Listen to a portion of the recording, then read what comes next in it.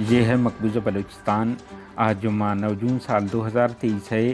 Balochistan today سے آج کے علاقائی خبروں کے ساتھ میں ہوں آپ کا میزبان الیاس بلوچ۔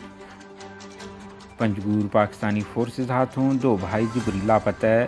حب کے نواحی علاقہ ساکران اور ڈیرہ مراد جمالی میں پولیس پارٹی پر دستی بم حملے۔ بلوچ طالب علم رہنما ذاکر مجید کی جبری گمشدگی کو 14 سال مکمل ہونے کے حوالے سے کوئٹہ پریس کلب میں سیمینار کا انعقاد کیا گیا، جہاں انہیں بازیاب کرنے کے لیے زور دیا گیا۔ نوشکی میں پاکستانی فوج پر حملے کی ذمہ داری قبول کرتے ہیں BLA۔ مکران کوسٹل ہائی وے اور بے سیمر روڈ حادثات، 3 افراد ہلاک، 7 زخمی۔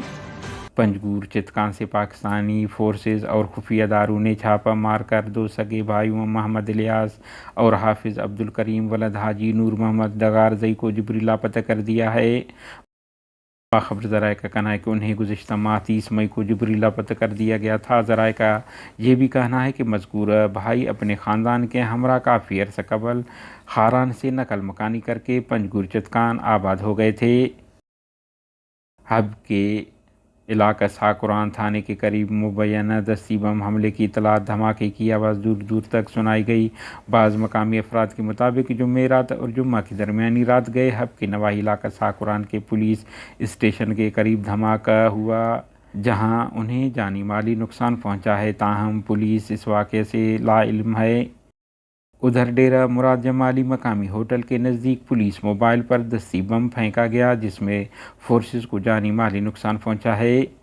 آخری اطلاع تک دونوں حملوں کی ذمہ داری کسی بلوچ آزادی پسند مسلح تنظیم نے اب تک قبول نہیں کی ہے۔ بلوچ لبریشن آرمی کے ترجمان جیند بلوچ نے جاری بیان میں کہا ہے کہ سرماچاریوں نے نوشکی میں زرعی جنگل کے مقام پر قابض پاکستانی فوج کے پوسٹ کو گزشتہ شب جدید ہتھیاروں سے نشانہ بنایا، جس میں ایک اہلکار موقع پر ہلاک ہو گیا، جبکہ مزید جانی مالی نقصان کا خدشہ ہے۔ انہوں نے کہا ہے کہ بلوچ لبریشن آرمی اس حملے کی ذمہ داری قبول کرتی ہے اور اس عزم کو دہراتی ہے کہ قابض فوج کے مکمل انخلاء تک ہماری کارروائیاں جاری رہیں گے۔ اتھل مکران کوسٹل ہائی وے پر کنڈ ملیر کے قریب ٹرک تیز رفتاری کے باعث الٹ گئی، جس کے نتیجے میں 2 افراد ہلاک، 2 زخمی ہو گئے۔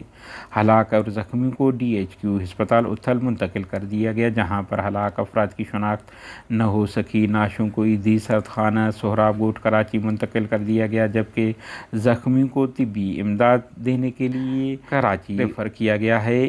ایک اور حادثے میں کنڈ ملیر کے قریب ایک تیز رفتار ٹویوٹا کار بھی حادثے کا شکار، جس میں 4 افراد زخمی ہو گئے۔